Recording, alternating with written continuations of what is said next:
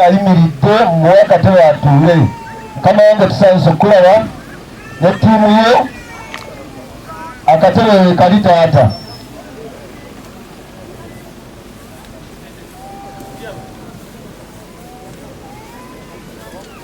Bakadde bange tubaanirizza nnyo. Kanso Jamiru Ssebu tusanze obbalaba.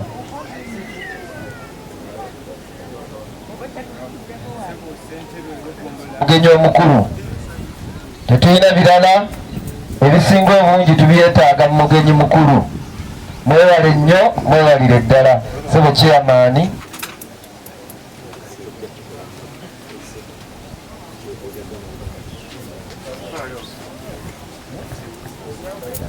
Ssebo neyanziza abagenyi baffe Ssebo Jeno n'abakulu bonna boyise nabo,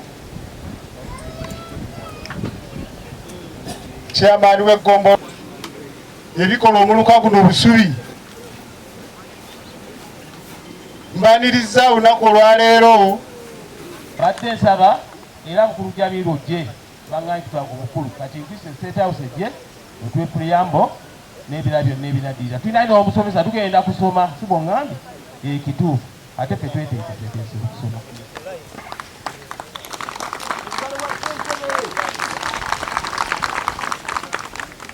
Mukama wange ssentebe w'Erusisiri tukusiima ebigambo ebirungi. Nze Sempagala Jamiru, nze ndi munnalwengo nabagamba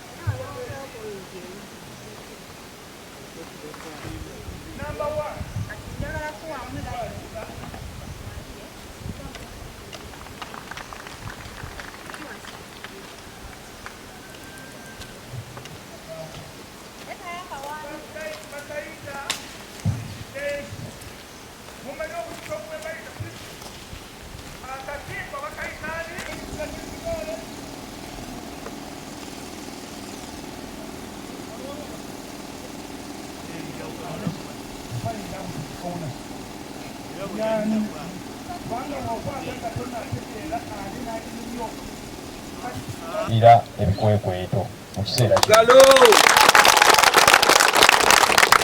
tukuliddwa mukama waffe munnamagye yawummula naye nga takoowanga Brigadier General Moses Shabani Lukyamuzi akulira. Tutambudde n'omusomesa waffe owaleero mu poliisi mukukuutivu ng'akolera waffe CRO lawyer. Tutambudde ne munnamagye yawummula akulira ebyokwerinda. Guno si gwasoose okujja wano, Mwami Mubiru Usman. Tutambudde n'omukyala Dereya nga ye muyambi wa Jeno ali emabega. Yimirira abantu bakulabe. Omukulembeze w'eggwanga gye tutambula nayo bulijjo eduumirwa Kamanda Umaru. Kamanda Umaru abantu kabakusiime. Ensonga mukategedde mubadde mu masanyu naye twagala tukamaleyo. Ekisaawe kyaffe kize waffe, ekisaawe kyaffe kize waffe, ekisaawe kyaffe kize waffe, kize waffe era kyaffe leero.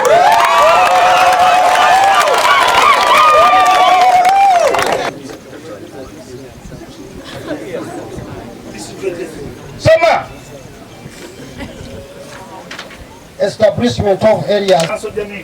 komyuno ly'ettaka lye tubeerako bwannannyini ng'abantu abangi. na buli bikolebwa wano nga bigasa omuluka nga bigasa egombolola. Tegerekese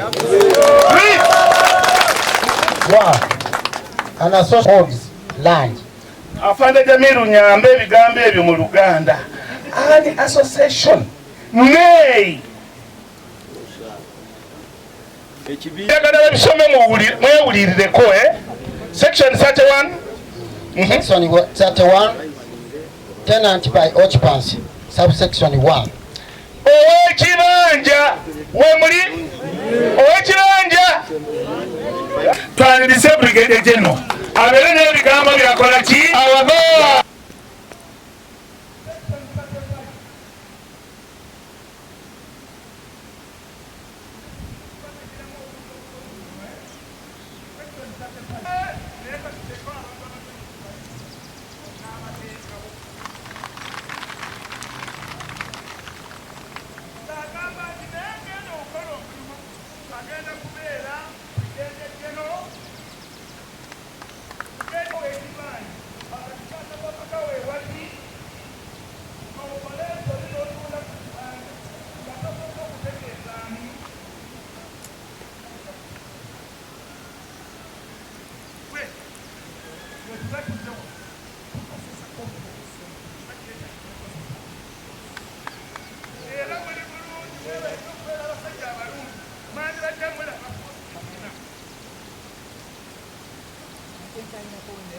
akutwala ku radio ayinza okuwandiikira ebbalo n'akuleetera era bona amalanga ebbanga lya myezi 6 nga tosasudde nanyini ttaka anaagendanga mu kooti bagambye okugenda wa era kooti yokka yegenda okujja ku ttaka naye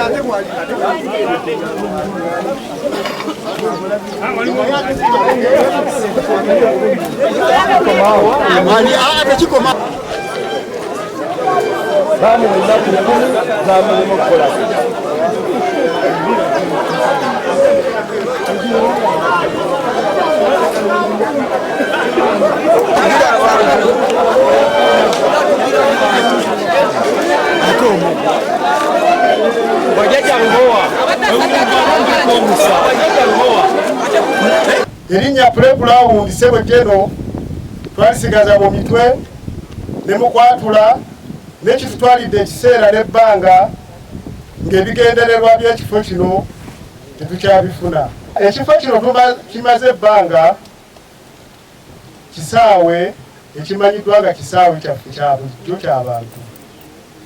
Ekisaawe kino kyatuuka ne tufunako mutuuze munnaffe nga ye muliraanwa awo w'ekisaawe kino era n'atuuka n'alaga nti ekisaawe kino kikye era kirinako obuvunaanyizibwa. Omukulu Agusitino Lukwata Matovu. Naye olw'okuba nti abantu ffenna abazima tugamanyi buli muntu naye akavaayo n'abakadde bakimanyi ng'ekifo ky'abatuuze ekisaawe kyaffe eky'emyaka ate era nga tulondera okuba ndowooza okulonda lwekwatandika eno polling station yaffe mwetulondera. Ekisaawe kino kituluma ate nze ekisinga okunnuma anyigiriza abantu baffe. Mwana wa kojja adda ku maama mu Luganda kojja nikyanaku tijajjaffe weyaninseeko obaka okwekuggako agambe nti atwaze ekitundu ettaka ya jjajja tituuka wano. Jjajjange bamuyita Simo Kakira Kambuzi zimwanguyisa ettaka likoma wali tituuka eno ate naawe yeesenzaawo weesenza tebamuwawo wali wakojja Januari. Byonna mbimanyi fena tuli bazzukulu abantu baffe babeera mu makomera lwa kisaawe kino. Tusaba olwaleero Mukama atukwatireko kino kiggwe ekibadde ekirera kitowolole. Tiwali kinnuma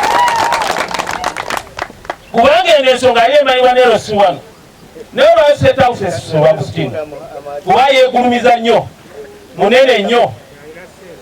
Losiwano eremwa tuneeremwa tuneeremwa ofiseera disi neeremwa DPC buli abaddeko wano e Lwengo atuuseeko ku kisaawe kino Lwagustin. Obwannannyini ku nsonga eno buli weero defined bumanyiddwa, naye obuzibu bwe tusinza okusanga mu kunoonyereza kuno twewuunya nti mu kifo kino bwe tuli Mukama waffe wakwatiddwawo abantu abawera emirundi egy'enjawulo ng'emisango egibakwatibwako giri kulimino gya bwannaggomola. Mbadde njagala nga tuli wano poliisi y'ekitundu etubulire, kubanga tosobola kujja n'okwata abantu olwaleero. N'enkya n'okwata abantu batubulire bo ku bwannannyini bwa wano bamanyi waani. Kubanga poliisi ya Uganda balina batendeke, balina n'obukugu obumala. Bwe kibeera nti ekireeta obuzibu abantu okutwalibwanga mu kkooti buli lunaku nga bakoze emisango kyeki n'ekifo, ndowooza kya bugunjufu poliisi okubeera ng'emanyi obwannannyini bwa wano. Olwaleero poliisi etubulire nannyini wa wano yaani. Era mu ngeri y'obuteebalama buvunaanyizibwa, kuno tulina diso, tulina ne giso, kitegeeza nti gavumenti bweri. Bino byonna bwe bibadde bigenda mu maaso, bo mu lipooti zaabwe bamanyi wano waani. Twasinziira ku biwandiiko by'obwannannyini. Ekiwandiiko ky'obwannannyini kibeera kyapa.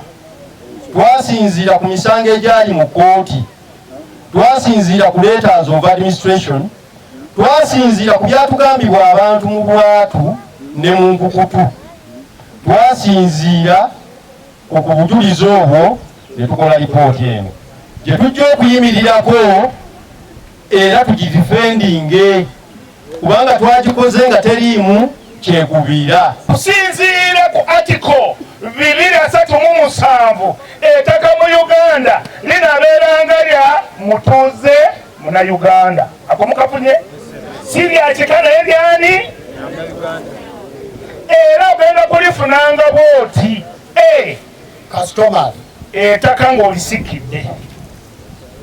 Bwe twagala mu kusikira under section 15 of the Succession Act, okusinziira ku akawairo ka 15 mu mateeka g'ensikirano kagamba nti omugenzi kyava ng'amaze okugaba tekifuuka ate part of the estates. Simanyi oba bafunye. Bwe bw'oba ofudde nga wagaba kyewagaba ate tekiddaayo okubeera ki? Funa letters of administration, kyebaagaba tokikwatako era togeze kukiwandiika. Era ndowooza yensonga ekoze eki? Ogenda n'osoma akawaayiro oba section 15 of the Succession Act. Mukategedde? Bw'oba oli mugezi kawandiike. B. Freehold ly'ettaka ly'obwannannyini, ettaka ly'oguze ne nannyini lyo, n'akuwa endagaano, n'akusayingira transfer form, n'ogenda n'ofuna ekyapa. Awo omaze okunyweza oba ofunye nga liryo kinoomu, oliguze ne nannyini lyo, akusayingira transfer form, ogenza ofunye ki? Ekyapa. Kati omaze okunyweza. Naye omubbi w'ettaka agamba nti wano wange teyagula naye alina ki? Ekyapa mu mateeka g'amataka bw'abeera omwana bamuyita kato. Kati ayinza kubeerawo nga wasa taliiwo. Kati bw'olabanga omuntu yenna ng'alina ekyapa naye bw'omubuuza endagaano yagula teriiwo, oba gift deed nti baakuwa naye ebbaluwa gye baakuwerako teriiwo, ng'otegeera nti walifuna mu buki? Ssemateeka wa Uganda yatandika okukola nga 8 Ogw'ekumi 1995. Naye bwe kiba nti ssemateeka yatandika okukola ng'obadde mu kifo kino emala gy'emyaka 12, ettaka liryo ekisaawe kyammwe. Lukwata yamuka ekisaawe mbagirawo era taddamu kubaako kyakoleramu. Ensalo z'ekisaawe oba empenda z'ekisaawe zimanyibwe era zirambibwe. Ekisaawe ku ttaka erimanyiddwa ekaazi 2 n'obutundutundu 7.2 ekaazi. Kamisona w'ebyettaka ateeke oda ya kooti eva mu suuti namba 008 of 2018 akakase nti ekyapa ekiva mu buloko 442 ploti 236 mu mannya ga Lukwata kisazibwamu. Omwami ono Agustino Matovu Lukwata yakansiba emirundi esukka 6 nga nnwanirira ekisaawe kino eky'abantu awamu ne bannange. Era omwami ono Agustino Lukwata nga yeyambisa poliisi ey'ekiwangala n'ey'embiriizi nga yeyambisa ne kooti ye ng'agamba nti ayina ssente talemererwa, ekiremo owa ssente ow'enkata teyeetikka, nga kwe basinzira okuncunya bakansiba emirundi 8 olw'ekisaawe kino. Era bantundise ekibanja kyange, abaana bange kati tunoonya ne kyembaliisa sikiraba. Abantu bange tebalina kyakulya, ndi musajja mulema, ekibanja kyange abaana bange mwe baali bafuna ekyokulya. Agustino Matovu ne poliisi ne kooti y'e Masaka beekobaana ne bansingisa omusango, ekibanja kyange ne bakitunda okunjija mu kkomera. N'essaawa eno ndi mu kkomera. Omulamuzi yaŋŋaana okuddamu okuyita mu kisaawe kino, yaŋŋamba siddamu kulinnyisaamu kigere mpaka emisango lwe giriggwa. Gye simanyi giriggwa ddi. Agustino Matovu yatukwata ffenna n'atutwala e Masaka. Nze ne bansibira ku ssaza, bannange ne babansibira ku kkomera liri ery'oku Maine eddene ery'e Masaka. Mu kulajja n'okungi mmwanyi zange ezo ezantaasa nga nzitunda layisi kilo siringi 165 nga nina okusasula kilo 35,000. Bategeezezza nti ekifo kino kikolerwamu emirimu mingi, emizannyo, activity za gavumenti byonna bikolebwa wano. Kale kiba kya bulyazaamaanya nnyo okulaba nti omuntu omu omutuuze akifungamako n'akiyita ekikye. Abantu abasibye mu kooti bonooneddwa ebintu byabwe ne batyoboolwa. N'ensonga eyo ndowooza eteekeddwa okutunuulwamu, naye tayinza kubeera waggulu w'amateeka wabula wadde abaddeko abamuwagira oba nno bumenyi bw'amateeka obw'enkukunala era ne byakoze ku batuuze bannaffe ab'ekitundu n'abajoonyesa. Ndowooza naffe tetujja kukomaawo bakusirika, tulina okumunoonyerezaako naye avunaanyizibwe kubanga kooti yasalawo dda. Kooti yasalawo nti ekifo kyalwanako nakyo si kikye. Abakugu ba saveya bamaze okupima ne bapima ettaka lyammwe lyonna gye liyita, naye omukulu ono engeri gyazimbamu ennankani ebizimbe, mbasaba tugoberere amateeka, temumenya kaakati. Tugenda okufuna ekiragiro ekya kooti ekiragira okujjawo ebintu ebyo. Okunaabanga kwe kusimbako kooti yejja okumenya, ejja okubawa baliifu, ajja okujjawo ebintu ebyo.